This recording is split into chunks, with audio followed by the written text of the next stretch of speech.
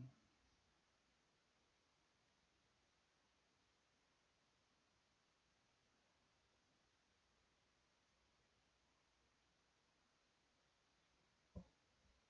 Can anybody hear me? Okay. Let's see if this is going to be successful.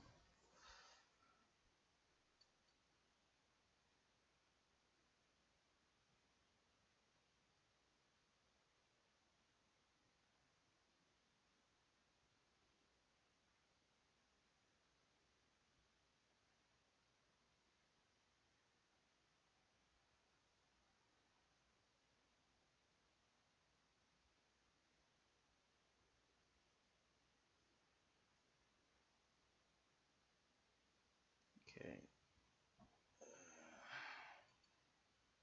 Should have gone through. And let's see if we get some people in here.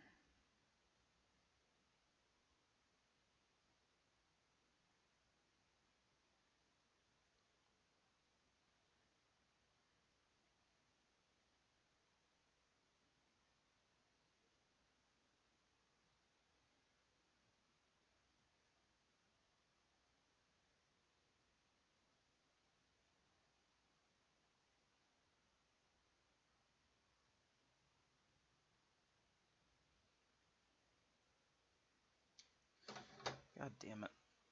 Alright, let's see if we can get this thing working. Server URL.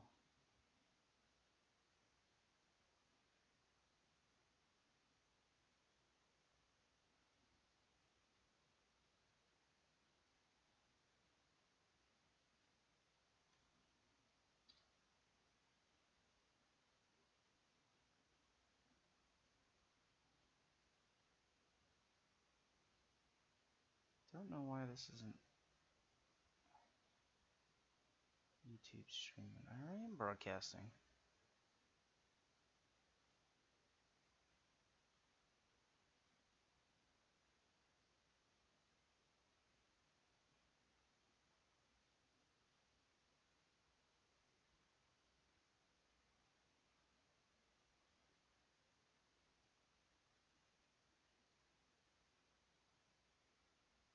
Don't see your broadcast. Click start broadcast in YouTube stream window. I already did that.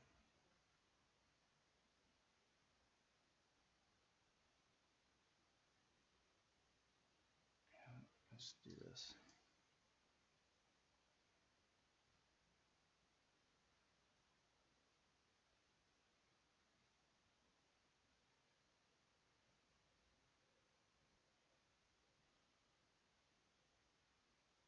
Is that not gonna do it? Come on, man. Let's see. Server URL.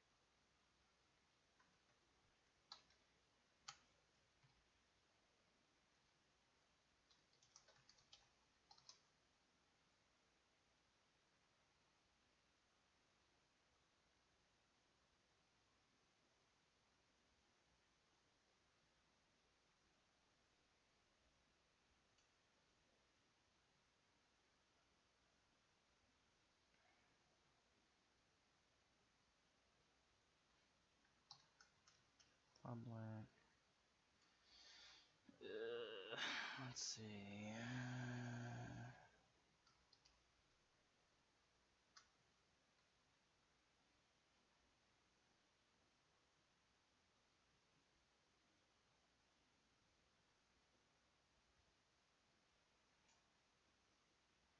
I don't get this. Don't you see your broadcast gets to start broadcast? I already did that. It's broadcasting. Right.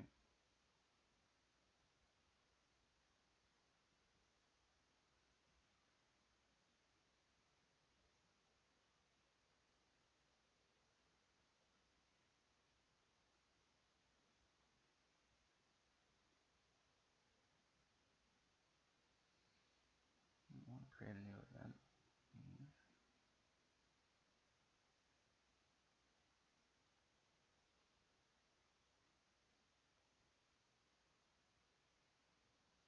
Did that. Title description. Care.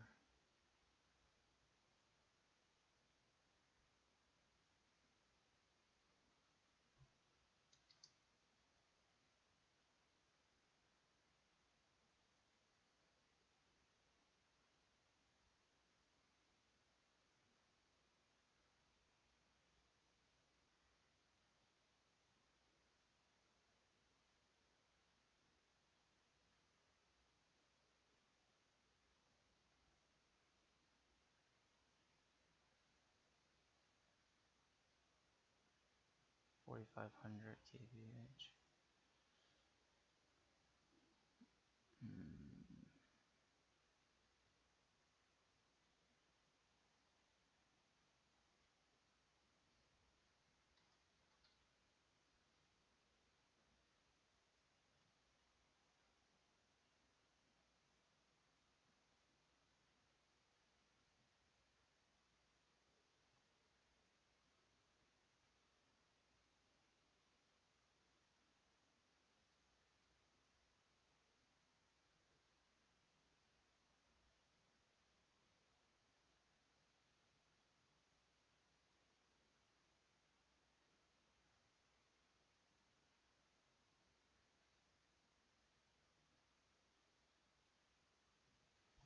YouTube page. If you want to stream from YouTube, you'll find the link in the bottom right hand corner under links. I already did that. Oh, wait. Here we go.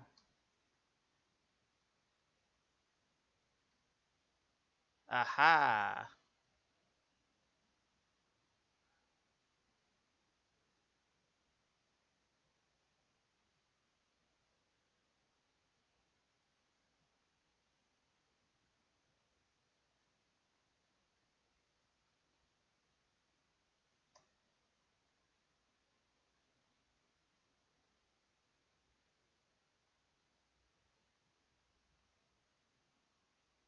Okay. So that was some confusion. And hopefully people aren't completely turned off.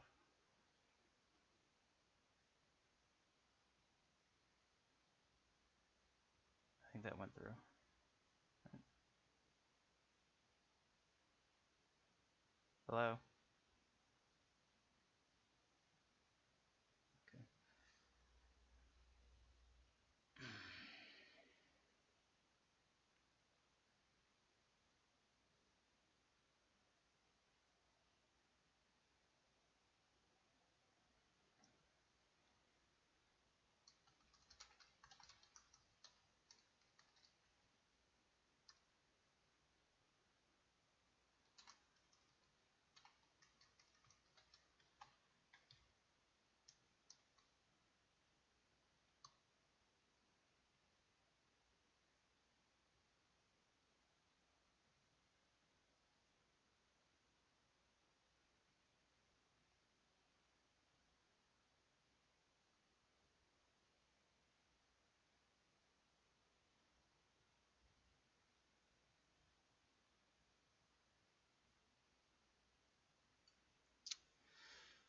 Alright, let's see if we can get some fucking people in here.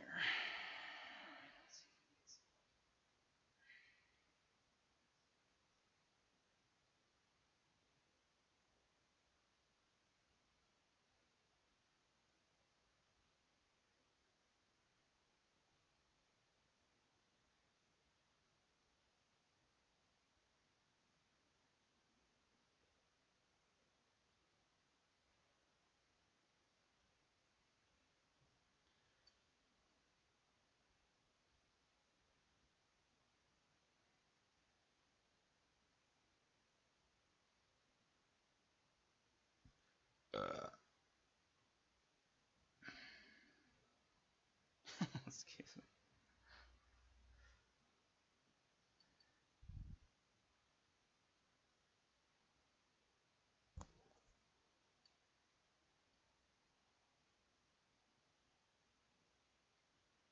Oh my god.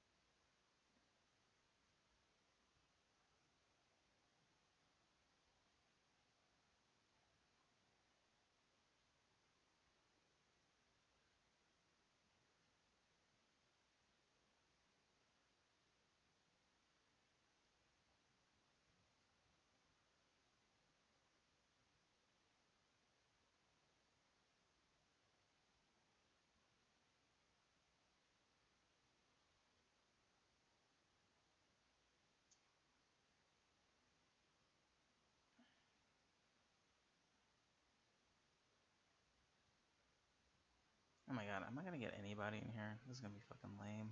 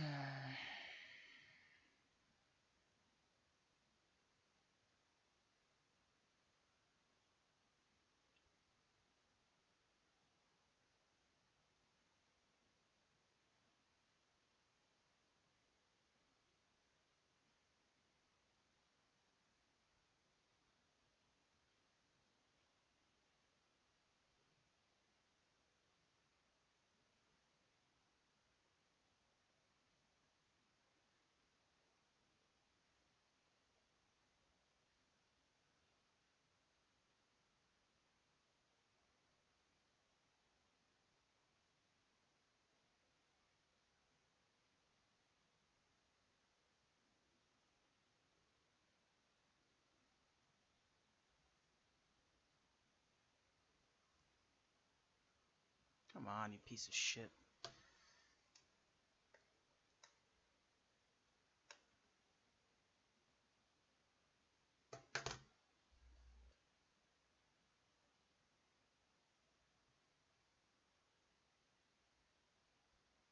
It is, come on.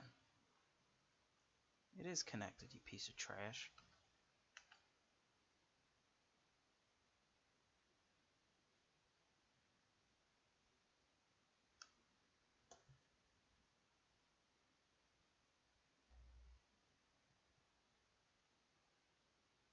No, what the fuck?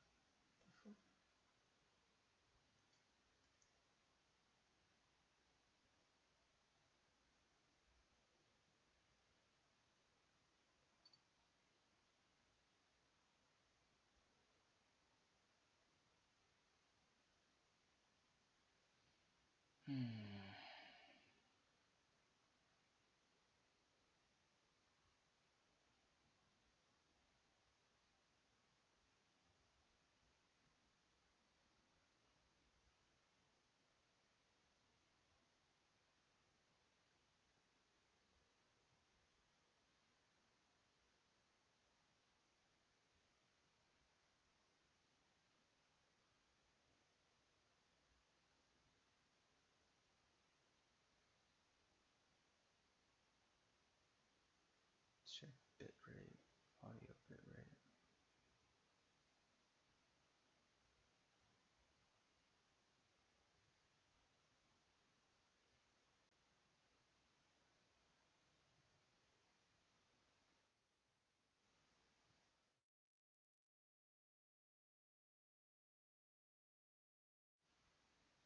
Hello?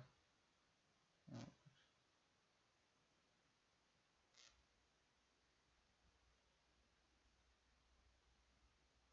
that's weird.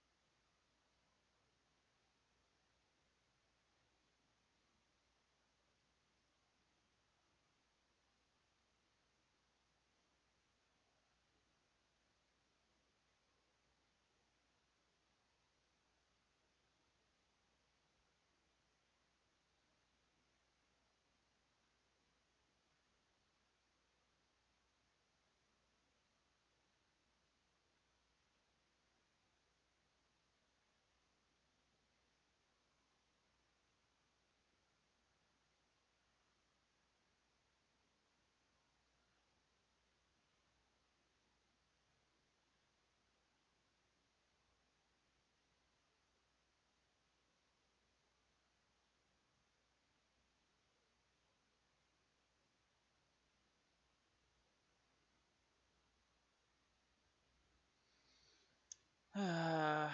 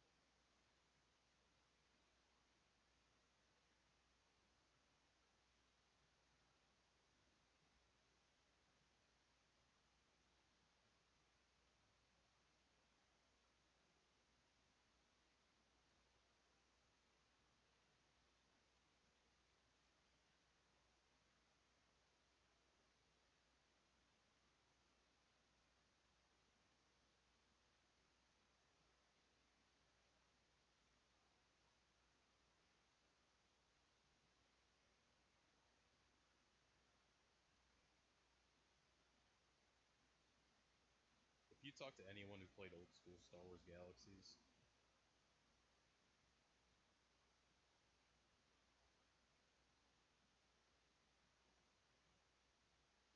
Why is it only 212?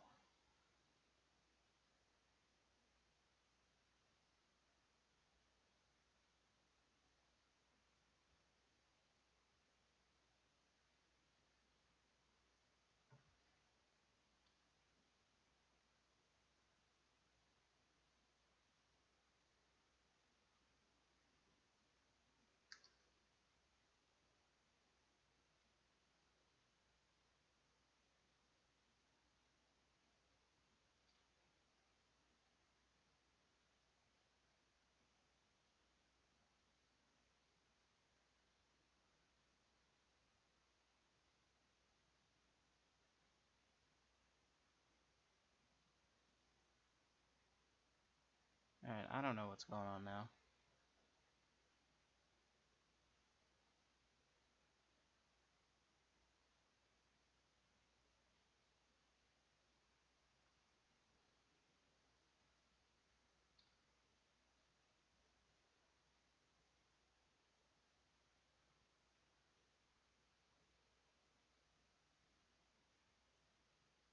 What is this doing this for?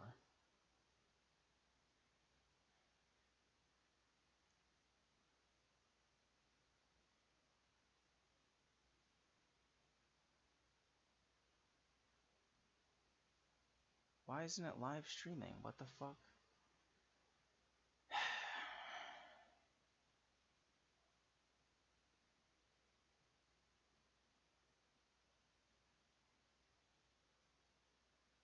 So that's live streaming, but I can't get people to get to it.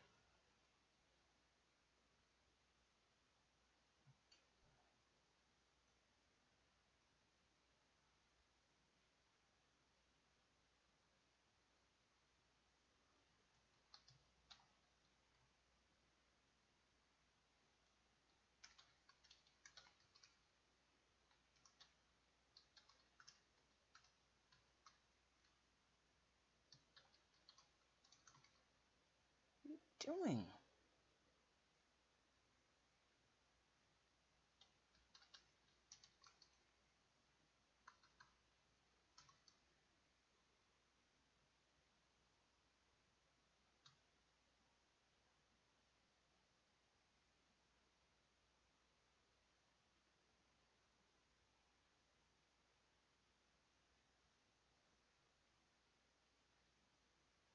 Now it's a Google Hangout? I don't know what the fuck's going on.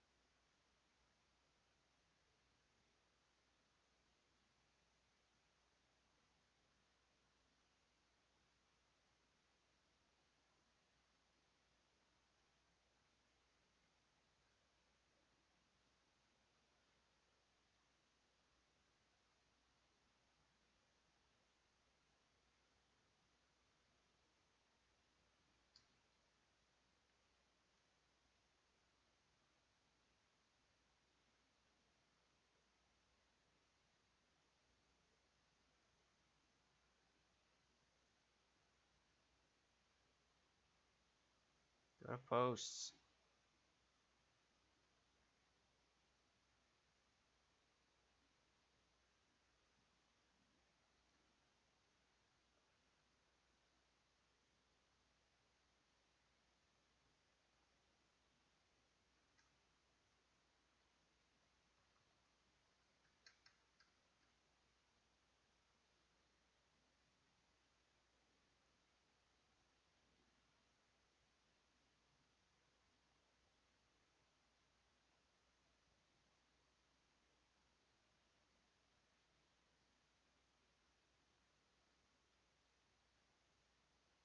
What the fuck is this doing?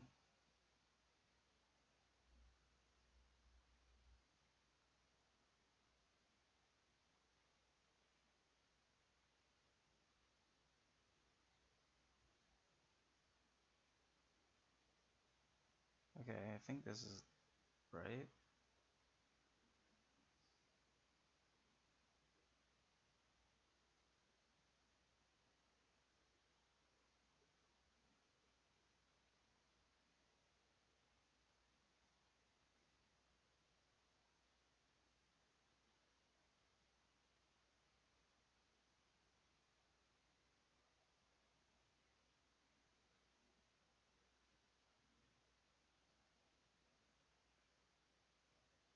Maybe?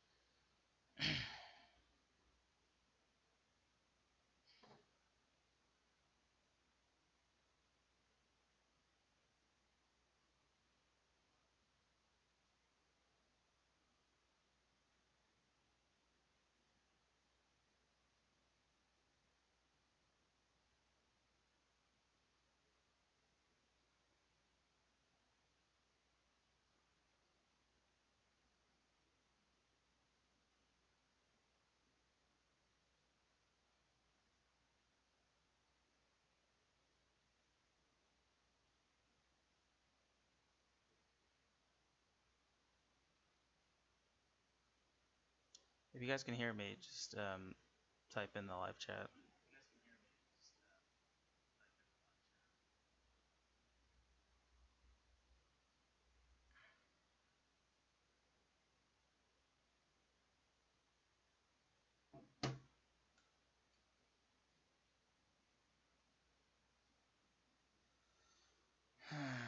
Pain in the ass.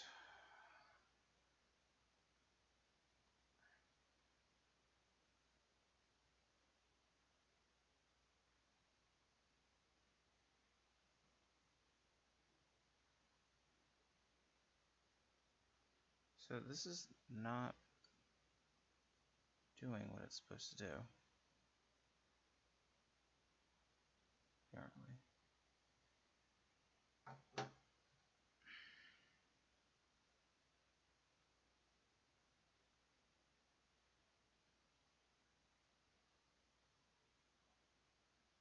This is streaming.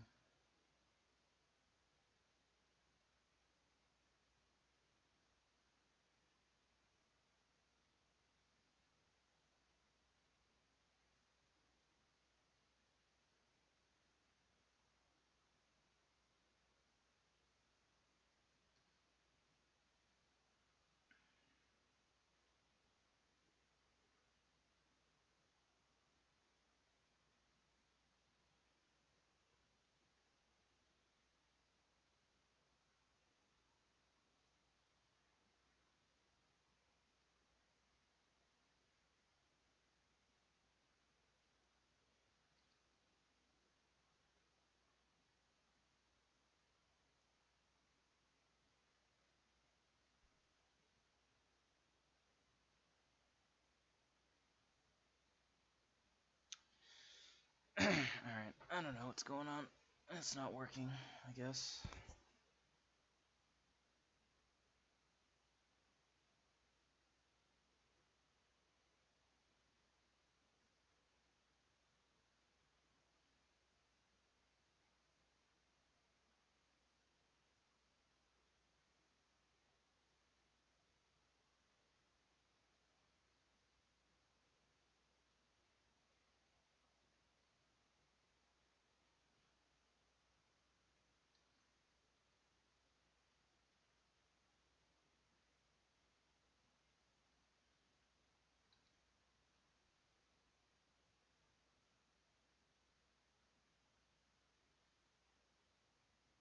See this, I don't understand this whole, why isn't it just streaming? Just stream.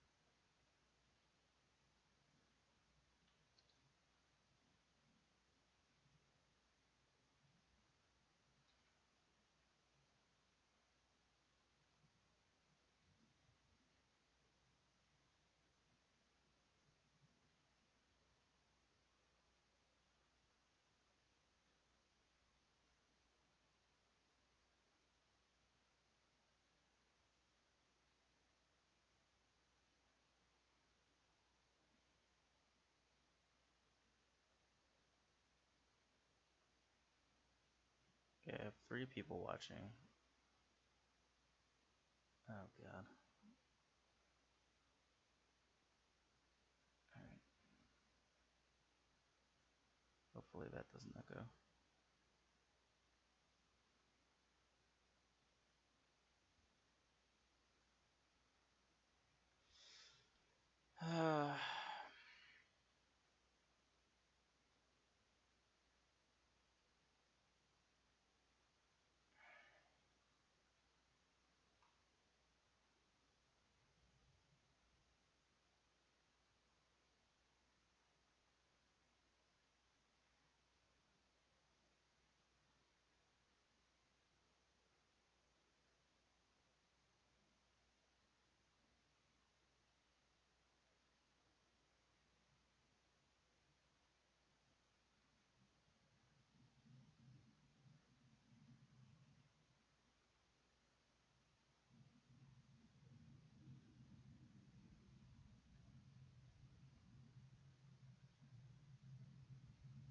encoder setup.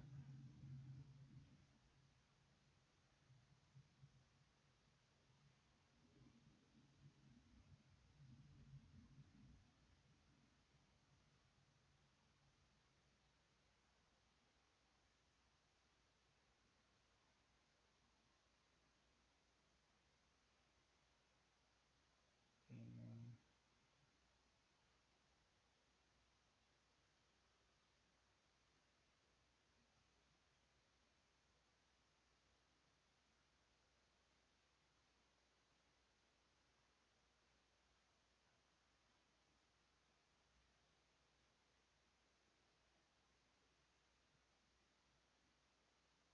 Alright, so how do I get this? Oh god. How do I get this to my AMA screen?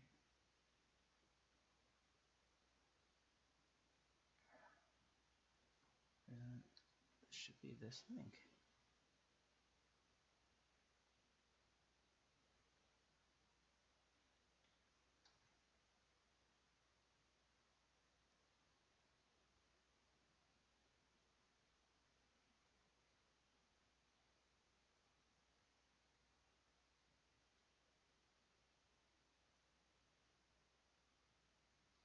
Okay.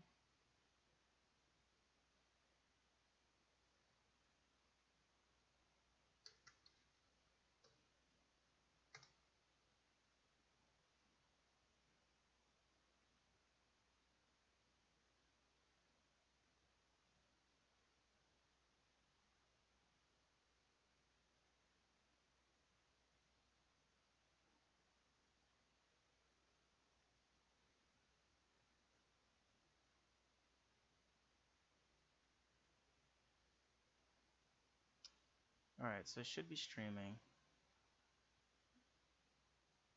I don't know why this thing doesn't, the fucking link doesn't work, so it's useless because Patreon sucks. Alright, so we'll do notify Patreon. We've had a shit ton of bumps. Finally streaming at, what is it? 1240.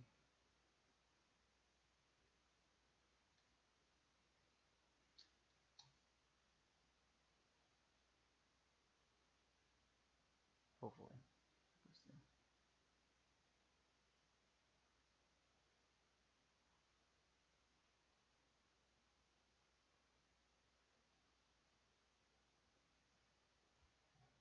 God, we want.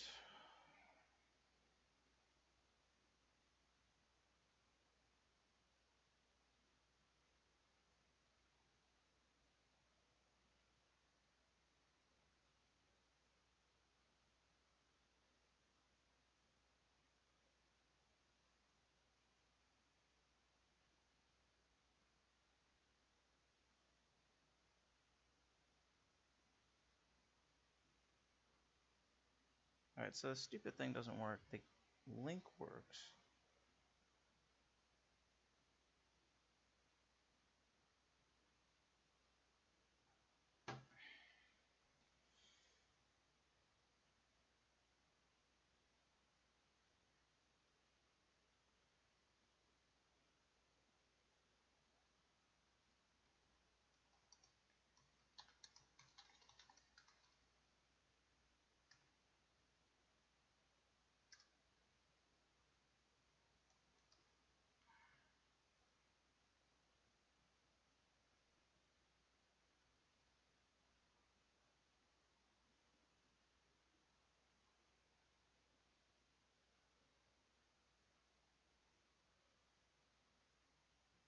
I've got 5 people in here, and I don't know who any of them are.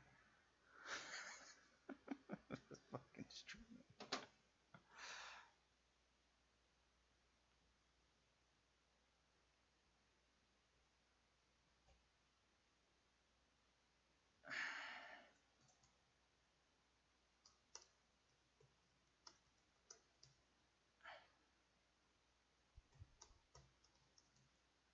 Why, chat?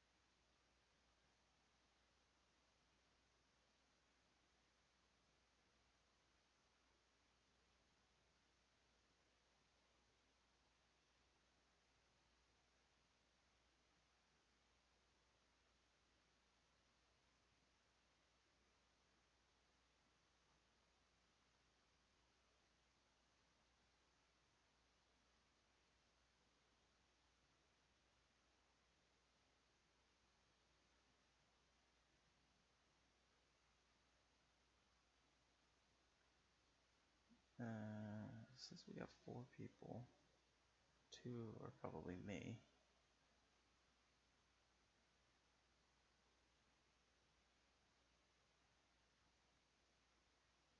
I don't know why this is on YouTube Gaming. It just insists on YouTube Gaming.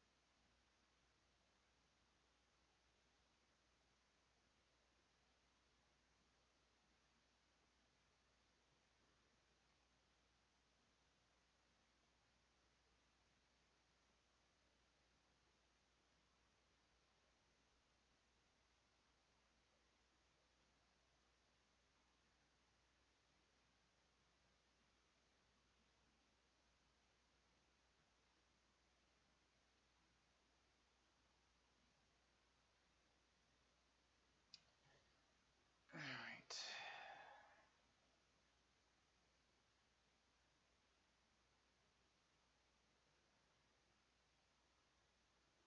That's probably 4.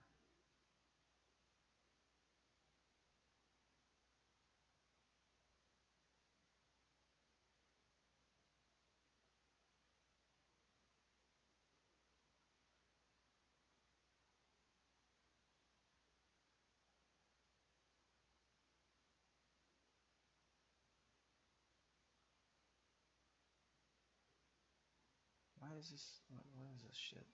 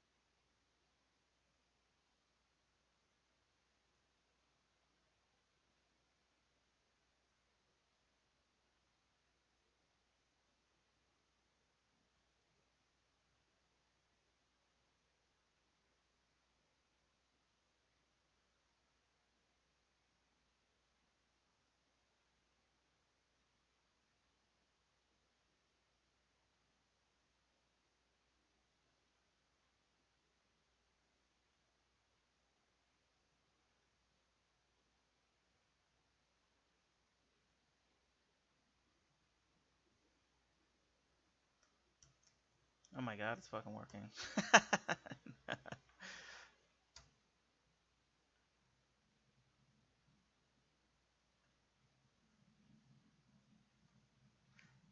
Yeah, I got sound.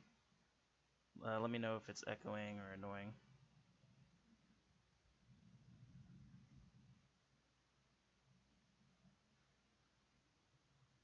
Oh, it's all good. That's my first stream ever, so I figured it's gonna be some difficulties. Okay, good. So, since I think you're the only one in here, yeah, ask me a question.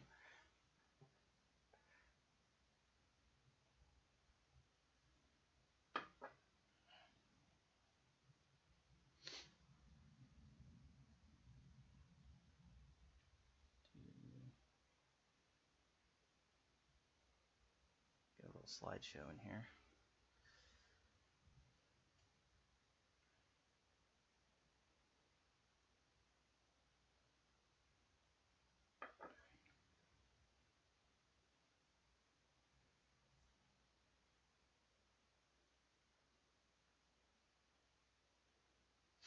What? The hippo's purple. I don't know. I don't think there's a lot of purple animals in general. Now that I think about it.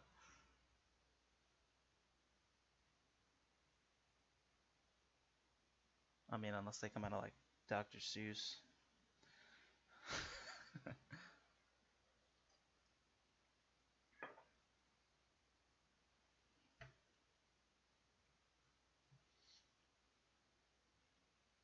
Let's see.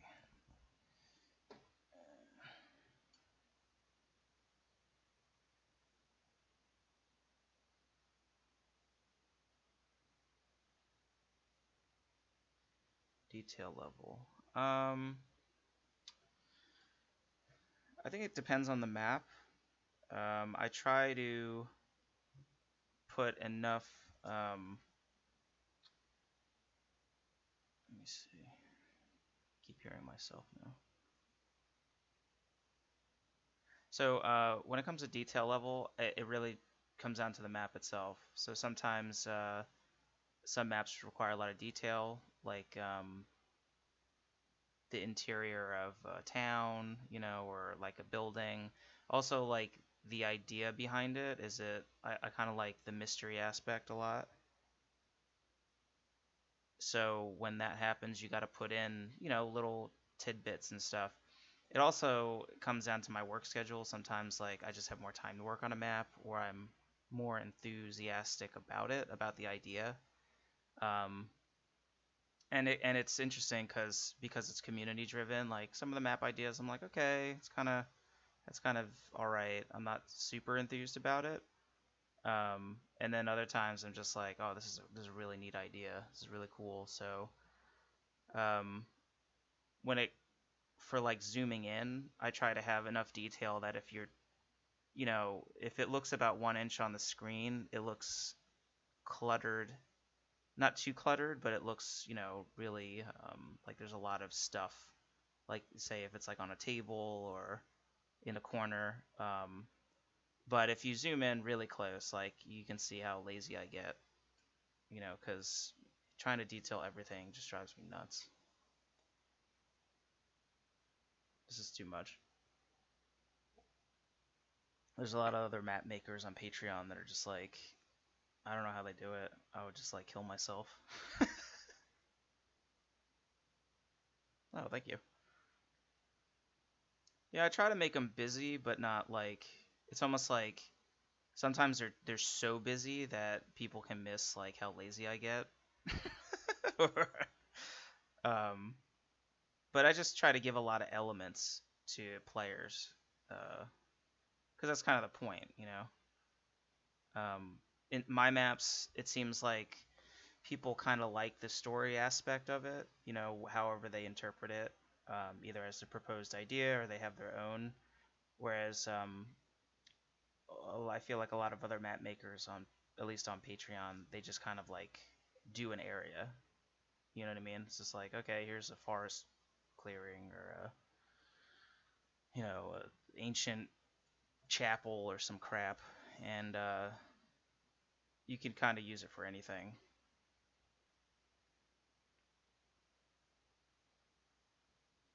So that's kind of my idea. I am like I kind of dig in the new. I don't know. I kind of miss the old like this painterly style. Um, and I think this clockwork map that I did was sort of a mix in between the ink and the painterly style.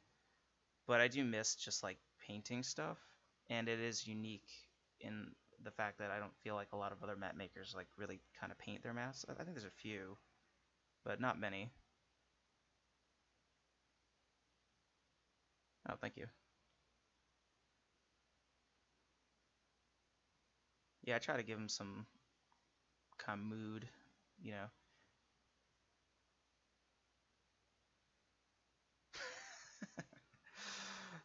Thanks. I do too. I like painting, but it got to the reason why I kind of I think it was the one that just showed the Tower of Eritrea. Moved over to inking because I wanted to do more drawing. And at that time, I was doing so much painting, like painterly work in my professional stuff. I was doing a lot of card art at that time, and I was just getting sick of it. I was just like, oh my god, I gotta draw more. So I just kind of flipped over to the old school, quote unquote, inking stuff, and it's cool. Um, and now I'm just sort of like, it's good because I always traditionally sucked at inking. Um, I just, I feel like I need to get better so I can integrate that into into the Patreon, and work on my skills while kind of delivering maps to people. But the painterly stuff, it's just not a lot of people that do it. I feel like cartographers in this industry, they just kind of like they either that's what they do. That's like all they do, and you know, I do a lot. I mean, I'm just an illustrator, so I do board game art, card art, conceptual stuff, and maps. I just kind of fell into it, and I enjoy them. Um, and so it's just different mindset. I think my maps aren't for a lot of people. They're more like they're not as functional as they could be, but I don't like maps that are just functional.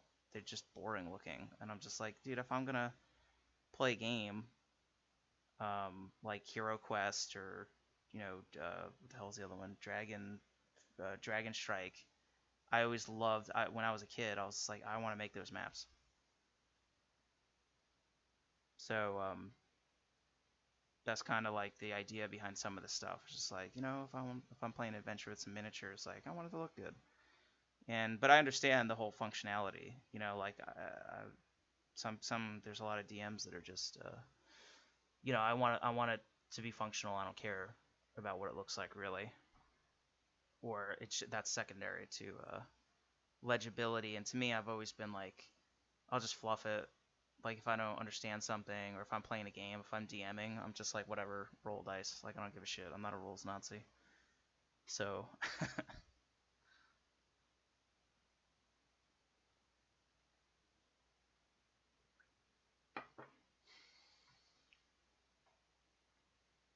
yeah, that was a pretty long tirade, by the way.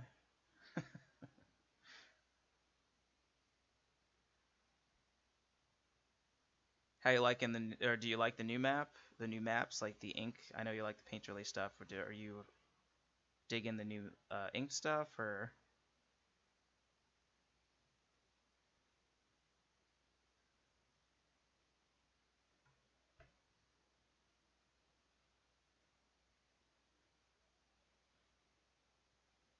Hey Chris, how you doing? Um, yeah, there are for sure. I mean, there's some beautiful work on Patreon. I'm just like, damn, that's fucking sick. uh, and there's a lot of map makers that are just way more successful than I am with their Patreon, and they put out so much content, and to me, I'm just like, I don't know how they do it. I'm trying to balance my the reason why I took such a long hiatus for the holiday season. I think I put out a map in November, and then it was like 3 months or something, and I was just like, one, I was exhausted, mostly because of my my professional work. And Chelsea and I, we travel to India. We travel, we do like try to do like one big trip a year, but like trying to just balance life with like my normal work and then my Patreon obligations. It's like it can be intense. You just get exhausted. So some of these other map makers, I'm just like, I don't know how they put out so much content. It's I mean, I'm glad to have like my I got a lot of veterans now. Like they've been with me for that seems to be my shtick. I got like 60 to 70 vets that are just like sticking with me.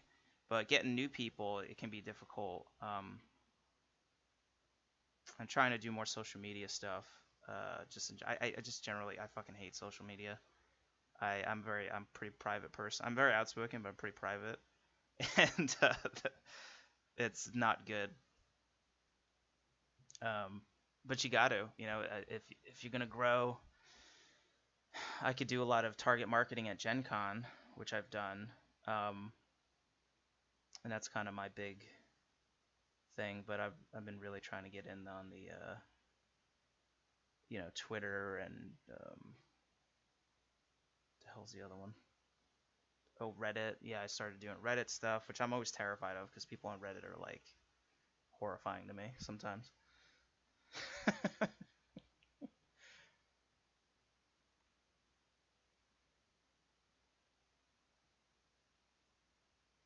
Oh, the Exalted map.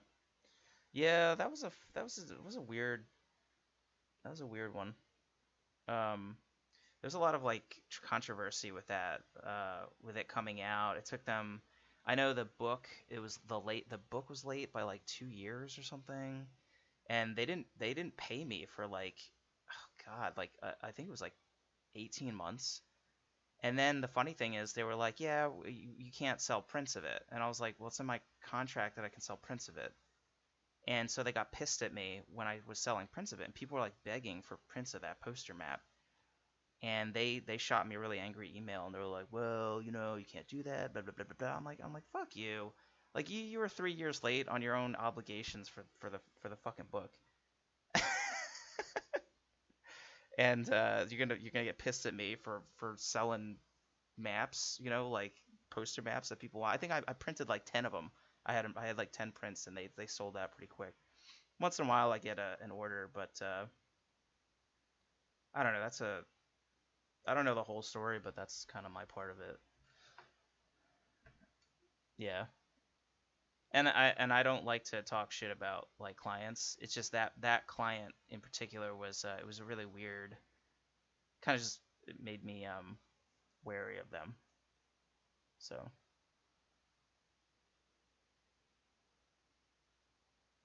and let's see. Yeah, there were a few maps. I think as in regards to Chris, like there are some maps that didn't resonate with me either. Generally, like the Hall of the Last King. I think that was like kind of at the end of I was really fed up with my painterly maps, and I felt like I rushed it, and then I kind of corrected it, and it just didn't have a lot of like I was just mentally kind of exhausted, and it just didn't have a lot of like ideas behind it, like little details and stuff. So that's probably my I should have put more effort onto it because I can always go back, basically.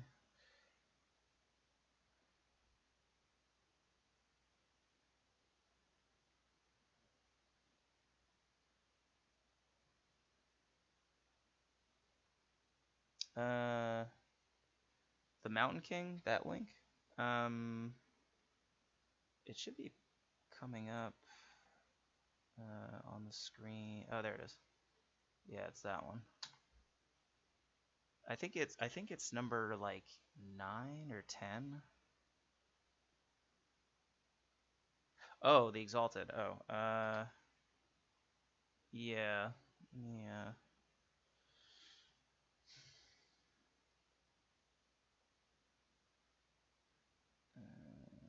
Let's see. Live dashboard. For some reason, it's Google Hangouts is still going. It should be.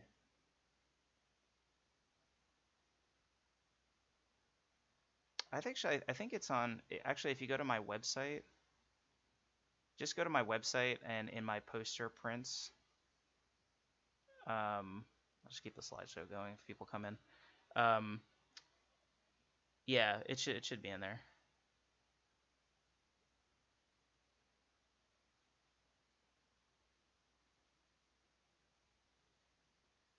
Yeah, that's the first map for a lot of people. For me, that was a really I was very happy, very proud to be part of the fifth edition launch.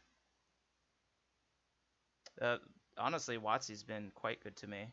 Um, they've given me a lot of work even before fifth edition. I did a lot of fourth edition stuff, and back when they had what Dungeon and Dragon magazine, where they're the after they were the published publication, but they were the online section, and I did a lot of that stuff. And they're cool. WotC's great to work for. They actually like. There's a different art director now. Now it's Rich Witters.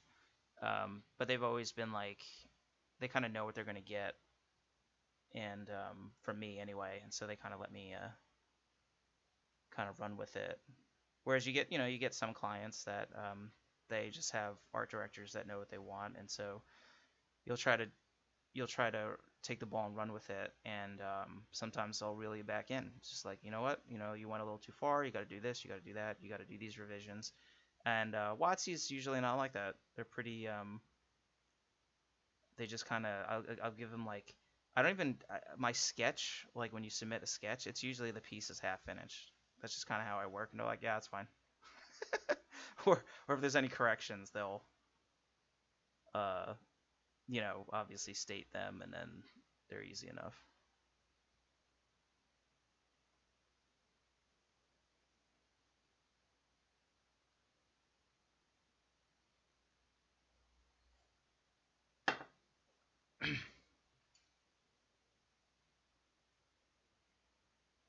See.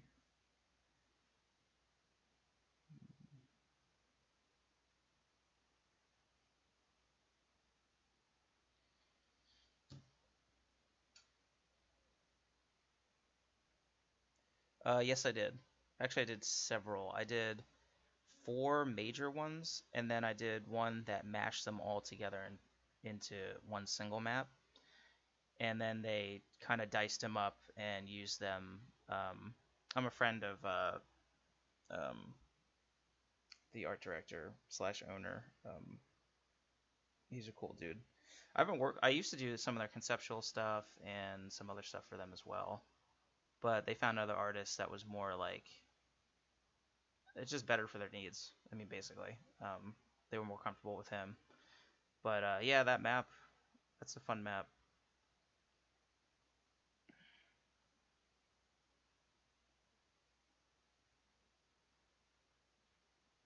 Do you play Free Blades?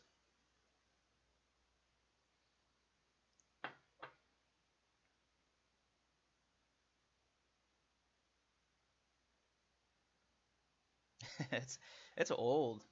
I think I did that like 10 years ago or some shit. It's like super God, it's crazy. Maybe 8 years old. Maybe 8 years old.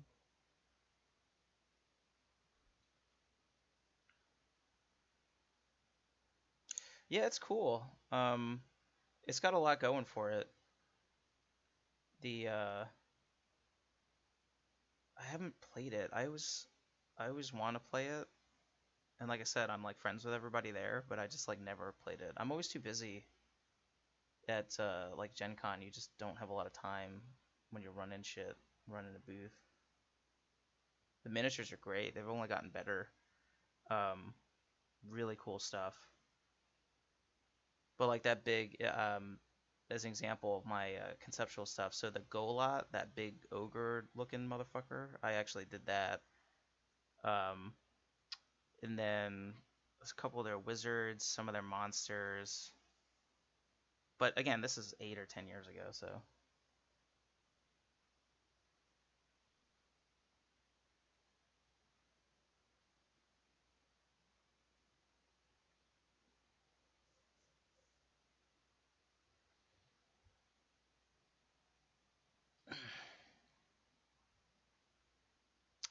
No, not yet. They always seem to sell out in like 10 minutes.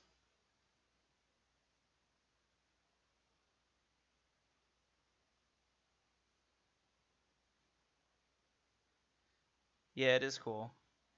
Um, I've done like a lot of 15 millimeter stuff, conceptual stuff, so that's been around for a while. These tiny little companies been putting out my stuff or on based on my designs. And then I guess the most recent would be Foreground and their Legends of the Fable Realms. I've done most. See, I did most of the conceptual stuff, and you can see a lot of some of that stuff on my website. Um, but then they have these like two Spanish sculptors that work for they work actually there was like a stable of them. I think it's like maybe 2 to 4 sculptors, and they work for GW a lot. But Foreground got them, so they took my concepts and then they kind of extrapolated a bunch of different models from them. So that was really cool seeing like other artists kind of take your stuff and create unique designs out of it. So I kind of set the tone, and then they just ran with it, and they put out some. There's just a shit ton of Fable Realms models now.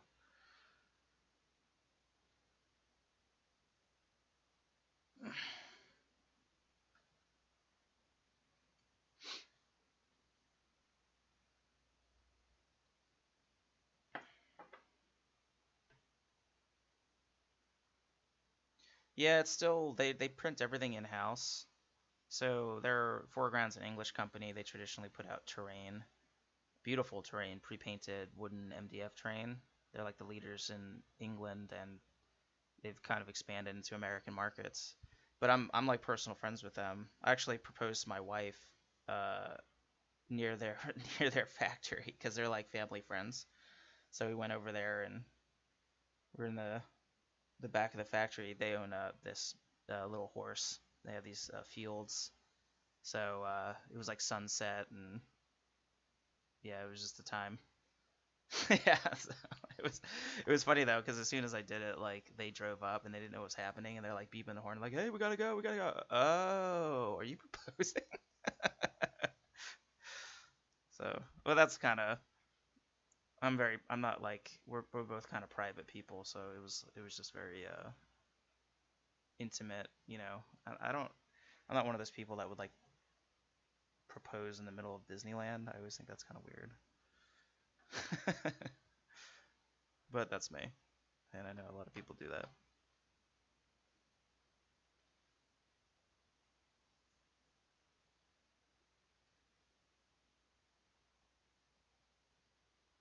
So you guys looking forward to anything in particular? Are there any other mappers that you guys follow and that you'd like to see maybe incorporated into my Patreon? Because I've been trying to update, like, now I'm going to include PNGs. I'm going to do a lot of people are talking about videos, doing like how-to videos, I guess. Which I'm not really big on tutorials, but it's fun just kind of talking while you draw something.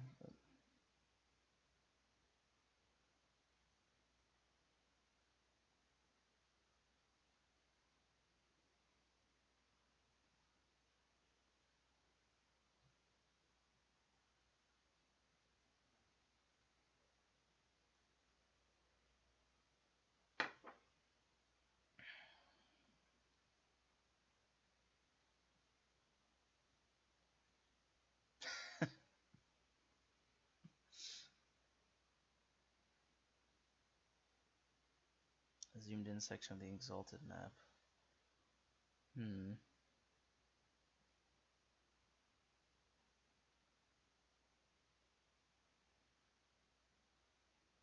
Oh, that's cool. Yeah, I like Devon.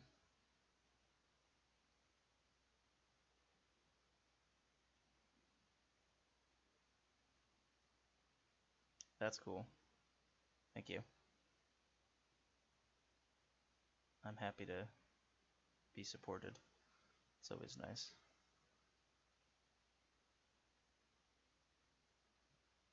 It's funny though, Patreon. I feel like Patreon is um it's sort of like the new Kickstarter, and it can be like frustrating. Like I'm friends with Marshall from uh, Printable Heroes, and he actually lives here in Portland as well. And so we hang out and get a brew and stuff and play games and shit. And it's funny that he transitioned over to Patreon full time, and but now I think he's like, you feel the burn. Um, he puts out so much content, and it's just like I told him too. I was like, you're gonna it's fun at first because you're making money on your art and this and that, but it's the difference between like an amateur and a professional. And he's definitely a professional. He worked as a graphic design artist for like 15 years or something, and he's very professional. But it's also like transitioning into art and making that your living. A lot of people aren't. A lot of people aren't used to that, and that's one of the reasons why I just can't just do art or maps. And even if I do, I oftentimes I'll change my style a lot because I get burnt out. I get bored. It's not. It just becomes monotonous because you're doing the same thing. And with Patreon, now you've made a commitment. All these people want you to deliver on a specific type of product, and if that product isn't what they want, it's amazing how many people just like sign up, they'll grab stuff and leave, or they'll be. I get like weird exit poll messages from people. Um, and they're just like, well, it didn't deliver on this, it didn't deliver on that, and I was pretty straight up with people on my Patreon. I'm like, look, this is like it's like a hobby for me. Like that's what I always thought Patreon was, and that's how it began as is you support the artists that you like. That does not necessarily mean that they have to be just, you know, constantly crank out material. Like I support a number of people on Patreon, like Red Letter Media and like a few other people. I give them $5, $3, $1, whatever. But it's because I like their stuff. I don't expect anything from them. And I think a lot of people coming out of that Kickstarter mentality are, well, I'm paying you 3, 5, 7, $10, whatever, and this is exactly what I expect. And I get that to an extent. Obviously, you have to produce content, and that's what they're up there for. But at the same time, I'm sort of like, I don't know. I'm just if there's an artist that I like, I'll just give him some money. $5, I don't give a shit. It's not a big deal. And I stopped the. That's one of the reasons why I stopped the per month. It was just too difficult for me. It was a lot of pressure on me to try to produce these maps and balance it with my normal workload. And so I think the per creation is better. I'm glad that Patreon has that. It's a nice kind of switch.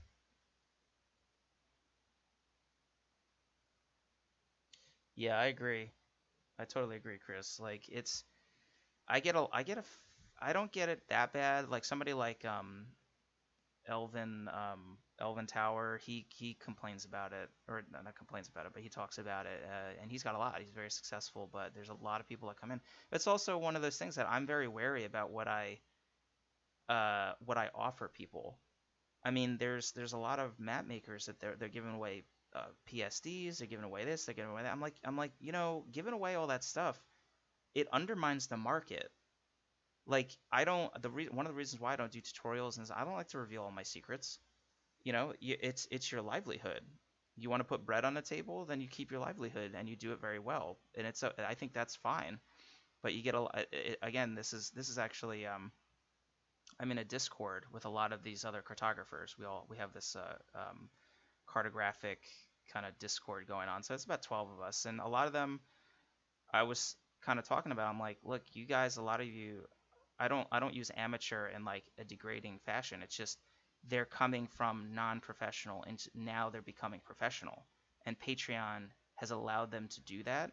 And they are making mistakes where I'm just like, you can't give up too much of your livelihood because there's always going to be somebody that's better than you and or with more work ethic or whatever, and you need to produce good material and be loyal to your patrons and stuff. But at the same time, you need to protect yourself to an extent, and also know your limits.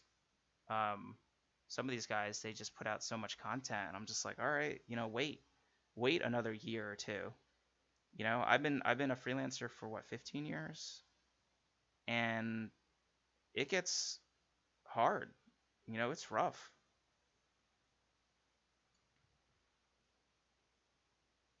It just gets you know, I don't know. It is what it is. That's my rant.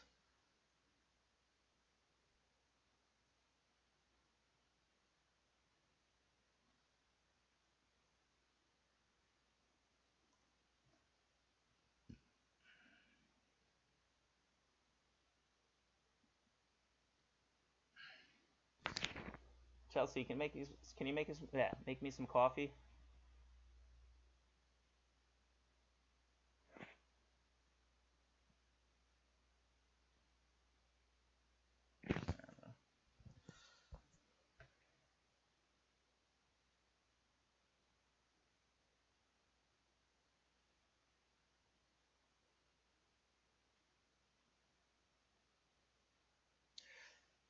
Yeah, it's interesting.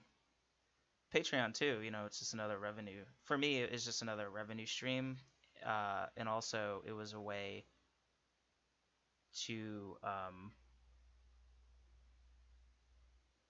basically make my own content that I own. When you work as a freelancer for so long, a lot of this stuff is work for hire, and you don't own it. You get mentioned, you get credit, that'll build your rep, and you can get more work. But at some point, any every freelancer should start making their work work for them. It's the reason why I did the How to Draw book. It's the reason why the second How to Draw book's coming out. That's all royalties that I get. Every 6 months I get a royalty check, and the first book's doing quite well, and the second book I'm sure will do fine. And then Patreon is more stuff that's my own work that I can package and resell. So I get the initial stuff, and then I can package it, resell it, and I own it. And and I do. There's other revenue streams as well. The digital downloads for from WotC. That's been a huge income for me for the past couple of years, which I can thank Mike Schley, because me and him are tight, and he was really good about renegotiating contracts for illustrators to be able to sell digital copies. I mean, he makes, I'm not going to mention any numbers, but he makes enough money that he doesn't need to work, and he could go back to school. He's in PAFA right now, and he wanted, he's done maps and illustration for 20 years and 25 years, and he was getting burnt out, and he just wanted to go back to school, and this was the time to do it because he makes so much money off of his previous work. And that's smart. That's how you make your work work for you.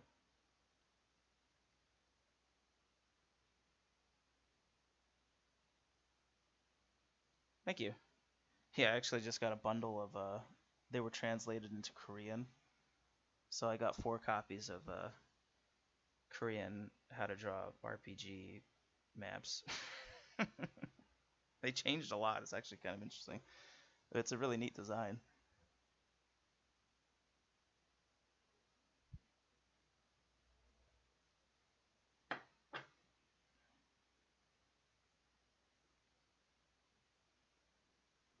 What time is it? 1:20. All right, we can stream for like another 10, 15 minutes, I guess. It took like 45 minutes to get everything worked out, and it's partially definitely just confusion on my end as well. But Patreon's it's a strange website sometimes. It can be very confusing.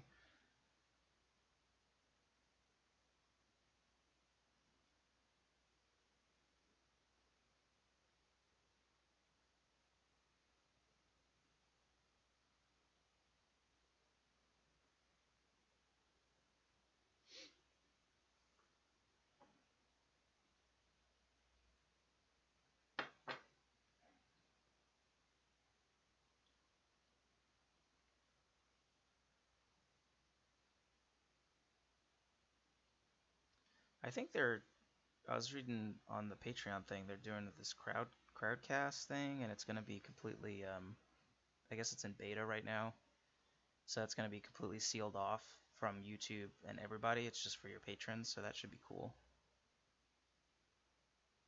Sure.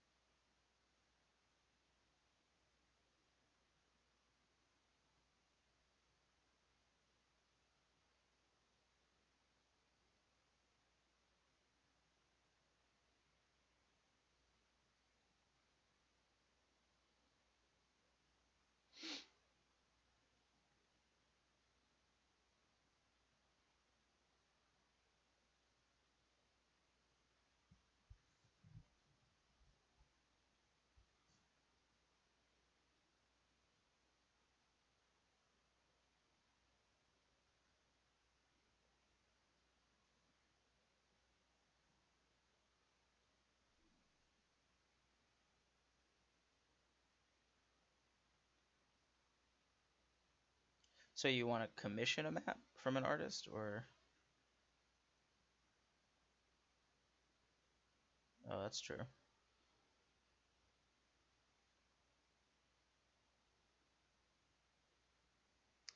Um, well, it depends on.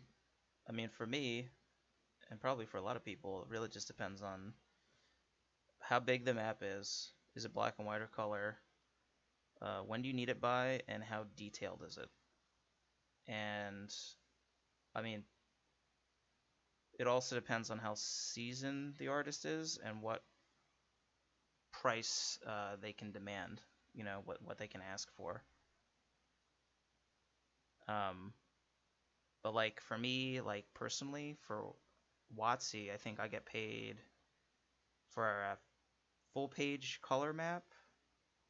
I get paid like 1,300, I think, from WotC. But that's also like they're the biggest in the industry. Um, Generally, I'd probably ask for the same. I mean, if it's an encounter map or like slightly detailed or whatever, like probably like 800 from most other clients. Could be more, could be less. I think most artists are gonna try to work around that. With the bigger maps, like say for the Exalted map, that was quite a large map. I think I charged like at the time, I think I charged like 2 grand. But nowadays, I'd probably charge like 33 or 3,500, just because at least, just because I'm pretty well known in the industry, and at the same time, your time becomes is money. I mean, it sounds so stupid, but it's true. It's like I have to I have to I have to push away a lot of work now because it's just like it's not worth my time. You don't have to be a dickhead about it. You just be like, okay, I can't fit in my schedule or this and that. Like 3 foot by 2 foot. Hmm. Like full color, like kind of like one of these maps, like an encounter map or like a world map.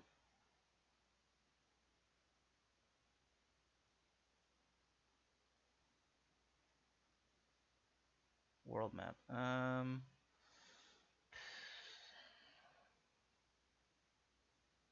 guess I have to maybe look at the sketch, but I mean, it can vary from, that's pretty big, so I'd probably say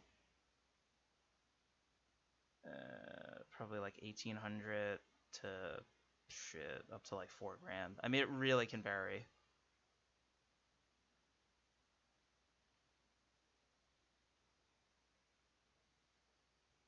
I mean, at the same time, I don't like I try to work with like I work with a number of small publishers. I don't work with like well hell, I mean, well, it's the gaming industry, so there's a shit ton of small publishers, but I try to work with people and independent. I do a lot of independent commissions as well. I used to do more, but if somebody's like, well, I don't have 1,800, but I have 1,400, I'm like, okay, give me some books, or so I'll just try to work with people. I get it. Some people just don't have that kind of money, and it's good. You got to work with people because a lot of times that comes back to help you out. later on. Like you get recommended for work. If you don't make your money then you'll probably make your money down the line.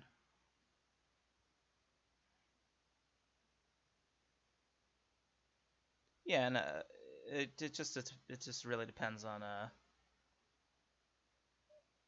encounter maps. I mean, for the most part, it depends. It depends. Some world maps, they can be very time consuming, depending on how many mountains and all this other crap. But I feel like encounter maps seem to eat up my time because there's so much more detail. You really got to focus on things and hand draw a lot of crap and make sure everything kind of jives.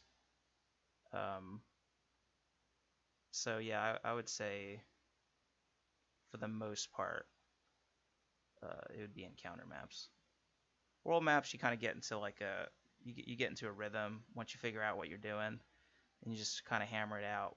Okay, we're gonna do coastlines, mountains, rivers, this.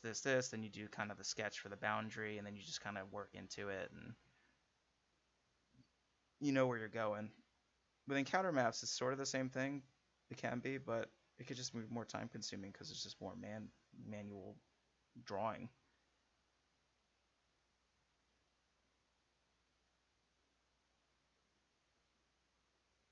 But I have done world maps that have been a real pain in the ass. I did a few for Aventire for AAW Games, and he's a really nice guy, but they pay almost nothing, and that was actually a little frustrating for me, because I've done stuff for him before, and it was sort of like, he's a small publisher, and he wanted this, and this, and I understand. I was like, all right, I'll try to cut your break. You know what I mean? Like that, I try to do that actively because again, once those publishers become big, or if they do, they'll usually come back to you. So uh, that was a difficult map to do because it was so detailed, and they were asking for lots and lots of revisions, which is sort of like, I'm already doing you a favor, and now you're blasting me with the revisions, so that was a little rough. But again, a really nice guy. He just needed what he needed, and I agreed to it, and we wound up making a good map. I think you can get it on drive through. I think it's cheap or it's free now anyway. Yeah, revisions can. And that all falls down on a lot of that. Almost all of it always falls on the art director. And I've had, even with Wizards, it wasn't Horde of the Dragon Queen wasn't printed. It was actually third party. It was Cobalt Press put out Horde of the Dragon Queen because Wizards just wanted to like use a third party and see how it went. And that, it's funny you say the Faerun map. That Faerun map was actually a completely different size ratio when I turned it in. It was like 8 by 10, and then the art director came back and said, "Oh, this is actually like 9 by 12. Sorry, we need to have it fixed in like 4 days." I was like, "Are you fucking kidding me?" That happens though. Yeah, and I literally, I was like, I was so angry. I'm just like, you know what? I was gonna compose this really like, stern email, not nasty, just stern. And then I was like, fuck it, I'll just do the revisions. And I wound up turning it in within. I just buckled down, knuckled down, and basically just, you know, pounded it out in like fucking 4 hours, 5 hours, and I was here. But I did tell him, I was like, you can't do that. You can't. And I get that once in a while you get these art directors. I'm like, how the fuck do you not know the size ratio? It's like, it's literally like you had one thing to do and you fucked it up somehow. I mean, it's funny. It's just funny now. Um, it doesn't happen that often. You get art directors that sometimes it's my fault. Like I just get carried away with a project, and I'll just keep working and working and working, and I get too far along, and the art director goes, "Whoa, we actually were thinking about going in a different direction." And I go, "Okay, I got to take it back."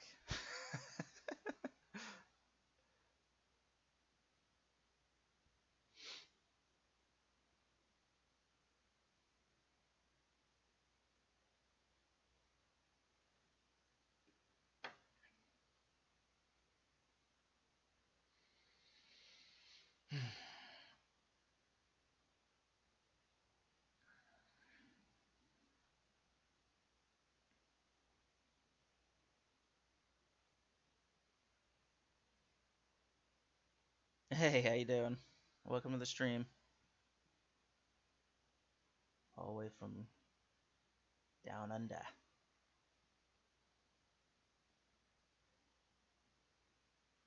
How's the weather down there? Is it hot as hell or is it cold?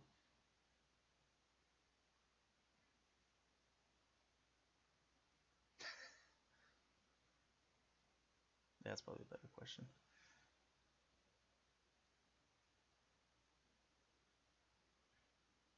Oh, that's good. Early though.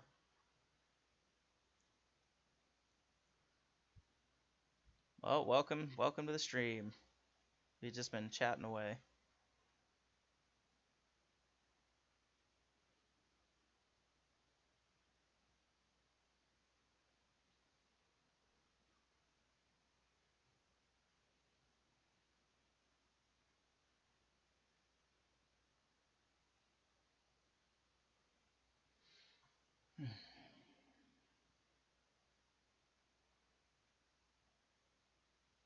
Oh god, it must get like brutal.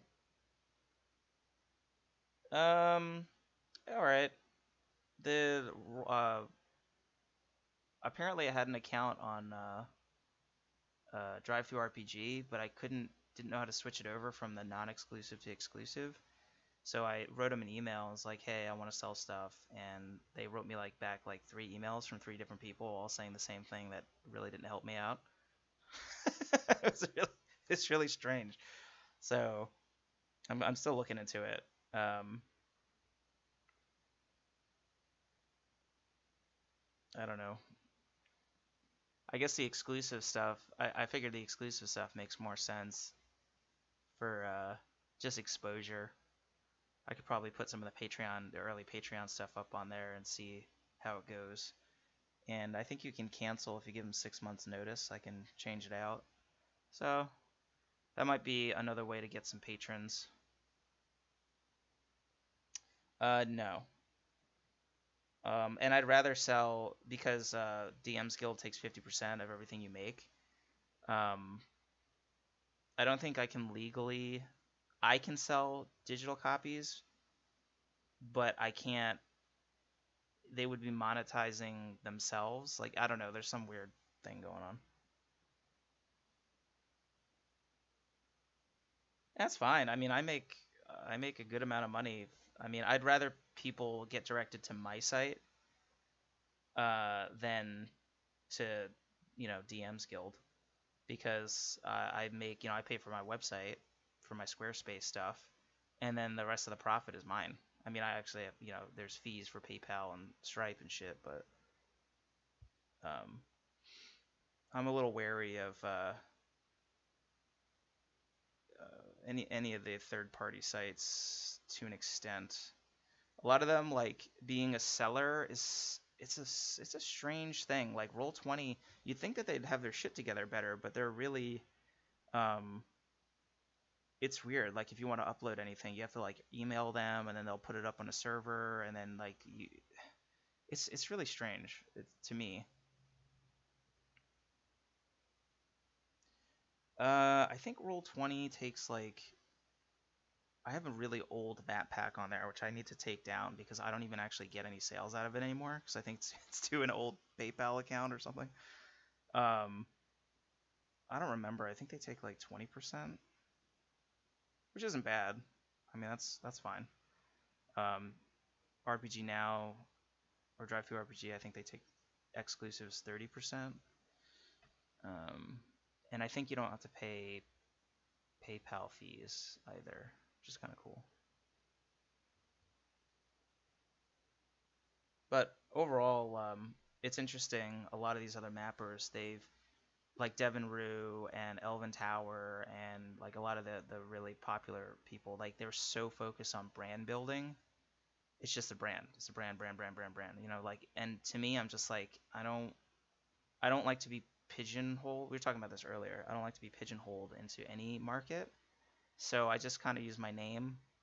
Um, I style myself as an artist that sells maps rather than a brand that sells maps. Um,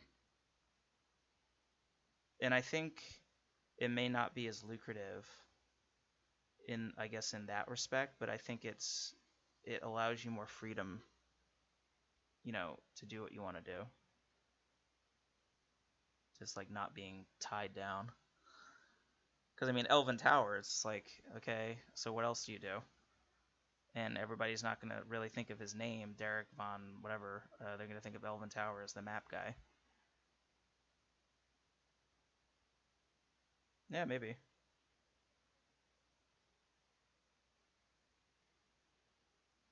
Yeah, I'm not sure. Yeah, who the hell knows? Maybe in the future I'll just totally sell out and brand, the Blando brand or some shit. I have a weird enough last name that people just seem to remember it anyway.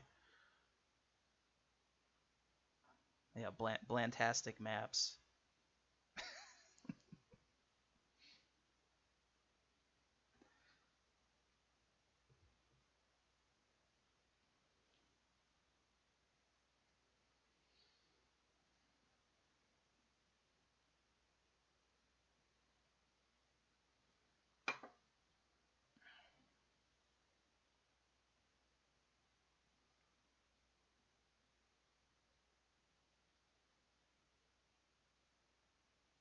All right, so first question. I do love science fiction stuff, and I've been debating putting those ideas up. See, the thing is, a lot of it is community driven. So maybe I'll do a post and be like, hey, captains, if you want to do a sci-fi map, shoot me a, don't be afraid to shoot me that because that'd be fantastic. And I have done science fiction stuff before for uh, big detailed science fiction maps for oh god, a couple board games, and that was really cool. Like doing like kind of Blade Runner. I did like strip club and part of a street and like all kinds of stuff. So I have some of that stuff. I don't know if it's on my website, but that's really cool stuff. So yes, I would like to do that. And since Cyberpunk 1099 or 2099, whatever's coming out, I'm kind of even more into it. Um, Schley is a good friend. We started as we didn't know each other, and then we became frenemies, and then we became friends. We've when he used to go to Gen Con, we used to actually room together. So it'd be the two cartographers in the art show would room together. He's a good guy. He used to throw me a lot of work, stuff that he couldn't take. So he actually helped me out a lot, and now he's doing his own thing at PAFA and kind of exploring his pa, if you're a Star Trek fan. But he just got, I think he got a little burnt out, you know.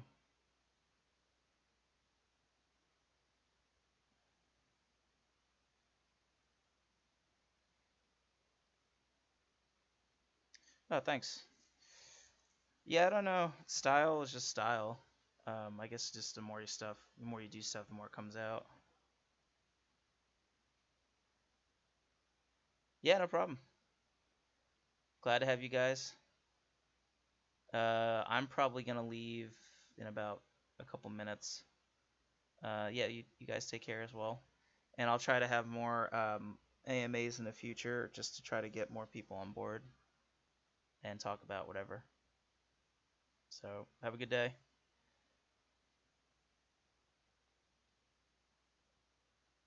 And I don't know if we're gonna get anybody else. I guess we'll see.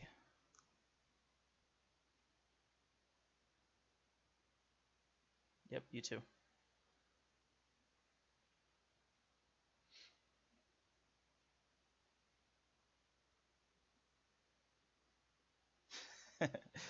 Yeah, I think I can. I think Facebook. I think YouTube will post this as a video on my channel. I think it should be available. I don't know. I'm new to the whole YouTube creator experience.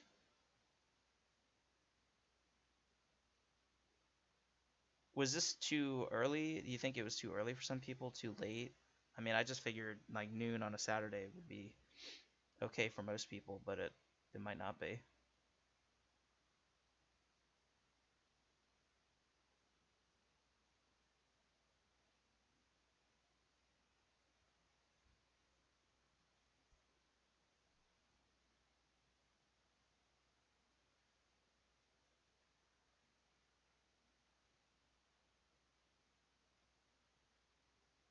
Okay.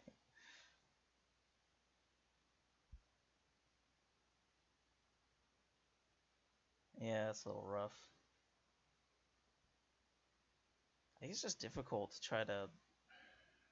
I guess you know what it is. I don't really know where a lot of my patrons come from. I figure that most of them would be American. Yeah, I guess that's true.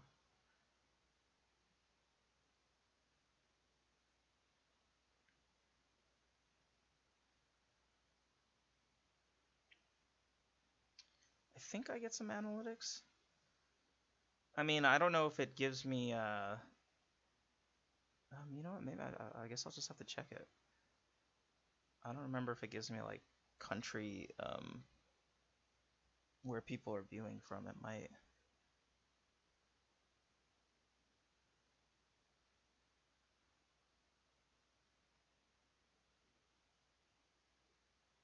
Yeah, Patreon's weird. It's we were talking about it earlier. It's a very it can be a very confusing site to navigate, both as a user and as a creator. It has a lot of like facets to explore, and some of them aren't explained very well.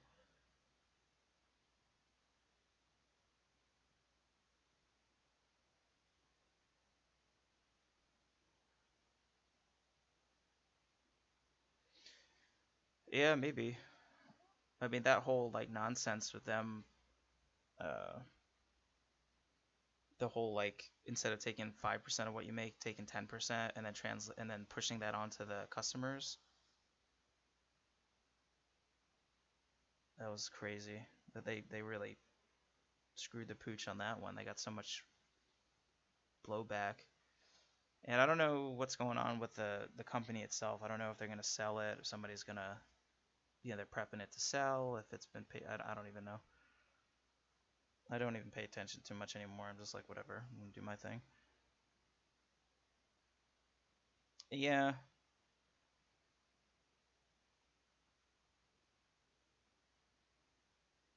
Well, I think it's funny seeing just how many people are on Patreon. There's just so much. Like when I started, I think it was like I was either the only map maker, or there were like two other people. Now there's like 40. Everybody's bringing something to the table. And I'm just happy to have a little piece of it, I guess.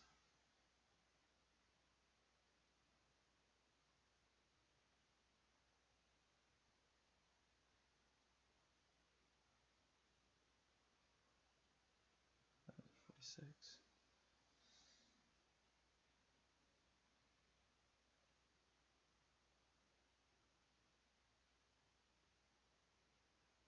Yeah. Yeah, that's true. I never really thought about it, I guess. I mean, I never really figured. I have a lot of different revenue streams from digital downloads to book royalties to, obviously my freelance work. And I've always treated it as like a hobby that I own the work that I do, which is why I started it. And a lot of people, and we were talking about this earlier, they treat it like a Kickstarter. Um, Patrons treat it like a Kickstarter, and Patreon themselves push it like Kickstarter now. And it's weird because it's like it started as, hey, you like this guy? You want to support their stuff? Yeah, okay, pledge a couple bucks a month or a dollar a month, and just because you like their stuff, and hey, you get some perks. Now it's like it's built around perks, and people look at it like that, and I think it's a lot of pressure on Patreon creators, and it, it's definitely can be lucrative for sure, but it also makes it becomes your job, and I think that's kind of not the point. Just personally, so I've been kind of resistant to being like, oh yeah, yeah. I mean, I push it as much as I can. It's always nice to have more patrons, but I have like a core of like hardened veterans that have been with me for like 3 years since the beginning, and they're good. They're good people.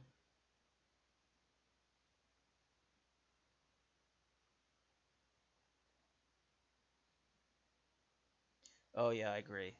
People put out so much content. I'm like, I don't even know how the fuck they do it. And I've always been a proponent of cartography is art that can be used. It's a piece of artwork. It's not just a functional. But there's a lot of people that just don't give a shit. They're just like, whatever. I just want to use it. It's just a tool. And I'm like, it shouldn't just be a tool. I think it should. It's a legitimate piece of artwork, and it should be interesting and set the tone, and just like a normal piece of artwork. It's just you could put pieces on it. You know.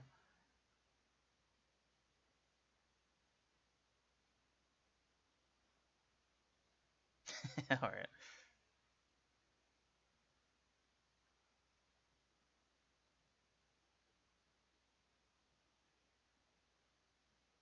I agree. I completely agree. And I have always striven to do that, like in my pieces for any of my pieces, but especially for WotC and things should look lived in, beat up, used. There should be shit on a map that you don't understand, because if you put yourself in that world, you'd be a foreigner, so you wouldn't understand everything. And it also adding mystery to a map is just, or to anything, is just more interesting. And I think it even pertains to me like playing D&D. I like a more role play mystery driven campaign rather than kill the goblins and take their shit. Like I really don't care about loot. And I'm like considered like a fucking crazy man for that sometimes. um because it's just, to me, it's just it's a social interaction with people. Like I play with my friend, I play with close friends. I generally don't play with people I don't know. um and drink some beer or some wine and just kind of drink, eat some chips and have a good time with your friends and tell a story. Everybody likes a good story, or most people do. And I think maps have always been over or underrated. Schley is a prime example of that. Beautiful pieces of art, very functional, more functional than mine. We have very different styles for sure.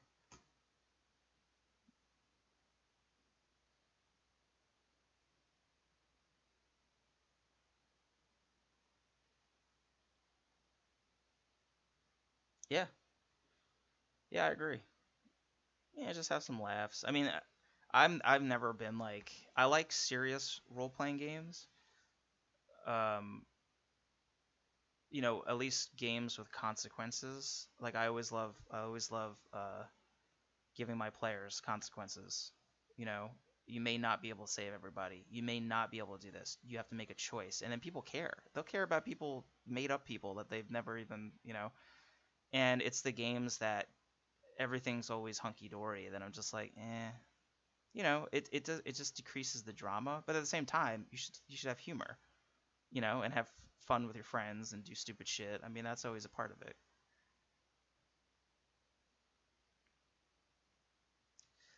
Yes, I have, and I refuse them. Um, I know why Schley did it. Um, it's another revenue stream.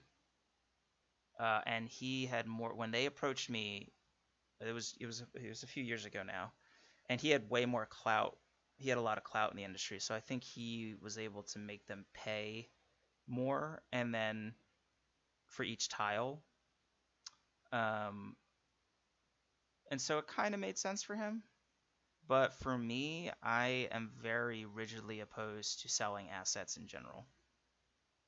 I do not like, because if you think about it, if you're replicating my style, I've literally made myself, you know, go the way of the dodo, obsolete. So to me, yeah, you may get some money up front, which by the way, campaign cartographer, they don't pay a lot. I was actually like kind of appalled by, I was like, wait, you want me to do how many tiles and you're going to pay me how much per tile? That's it? And you want me to give away a portion of my style? So even if they paid a hell of a lot more, I'd still be very wary about it, because to me, protecting your style and your art is, you don't want to have, to me, art should not be replicated. Yes, I use clone stamps here and there for like, stones and this and that, but generally like everything, I like things that are hand done and things that are imperfect because that makes them interesting. And for Schley, with his Schleyscapes and his, his, he has so much work. He just has so much work, and almost all of it is fucking fantastic, and all of it's available for digital downloads. And he makes a fucking shit ton of money a year. Like I won't tell you how much he makes, but a lot, a lot, a lot. Uh, so it just kind of made sense for him to he he wants to, he's probably still going to do maps. I'm sure he still does a few here and there, but he really wanted to kind of expand his artistic just being an artist, getting pigeonholed into map making. It's been frustrating even for me. That's why I changed my style so much.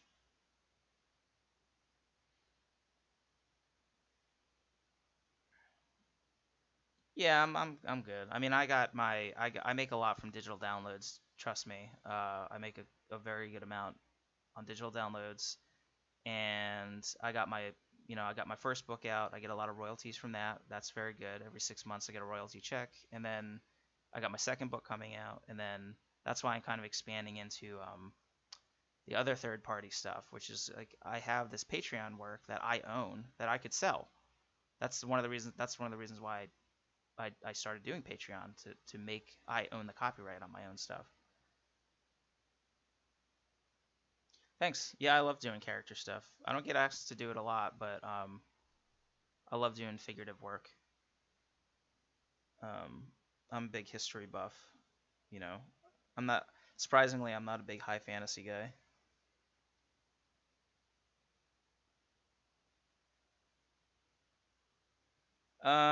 Yes, I believe so.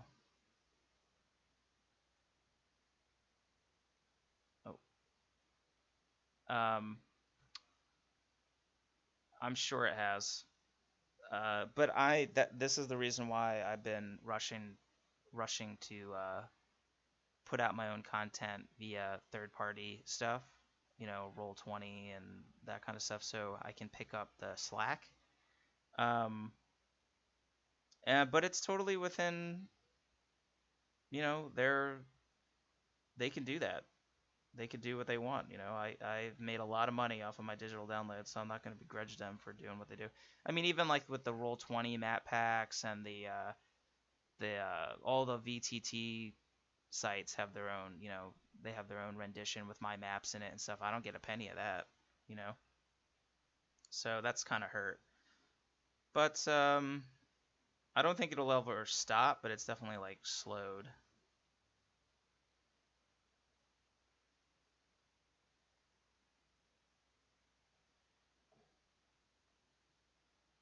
At least I hope not. But that's why I just keep making books and um, making my art work for me. It's kind of the point.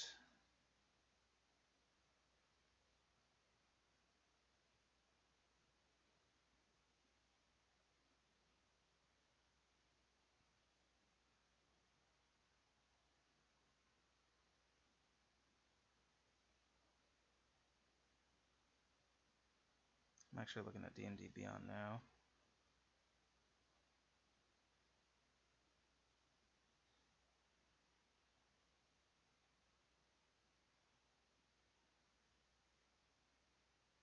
Because I think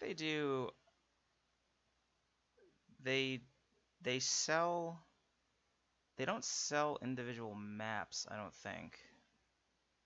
So they do like the whatever maps, this that.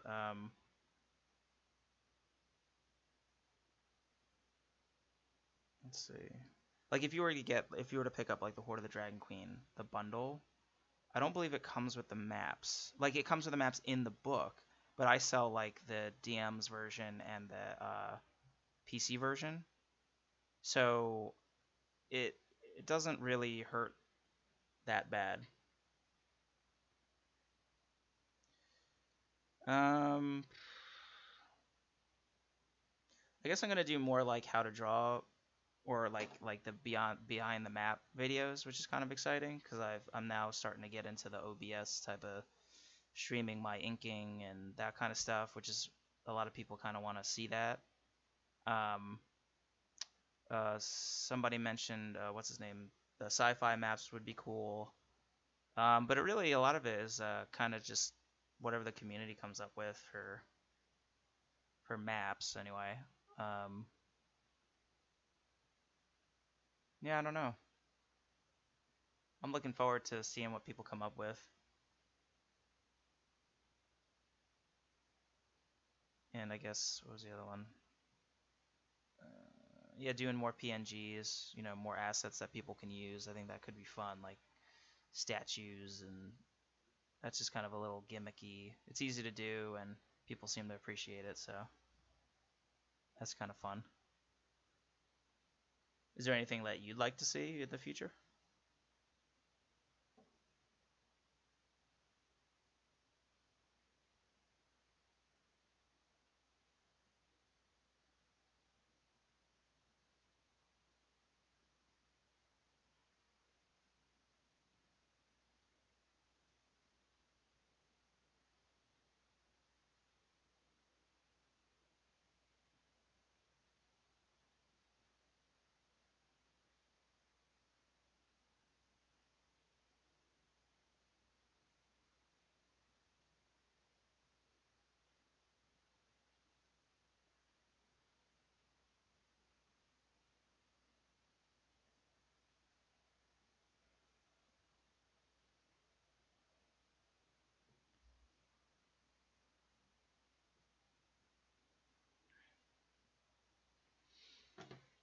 An asset pack of objects.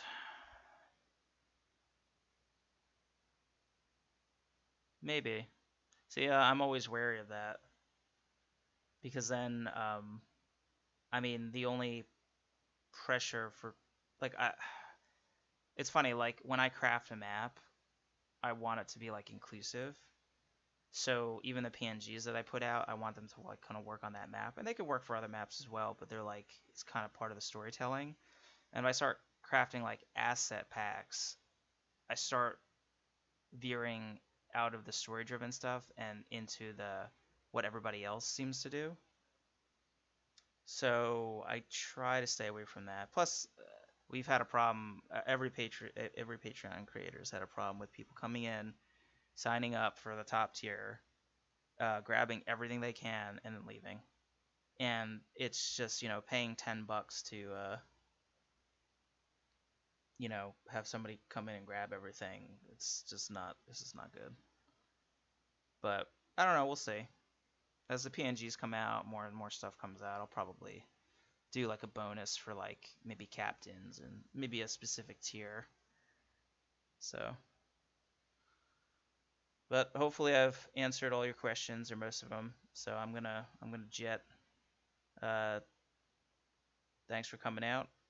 Uh, Try to stay cool in Australia if you can, and I'll talk to you next AMA. All right, all right, buddy.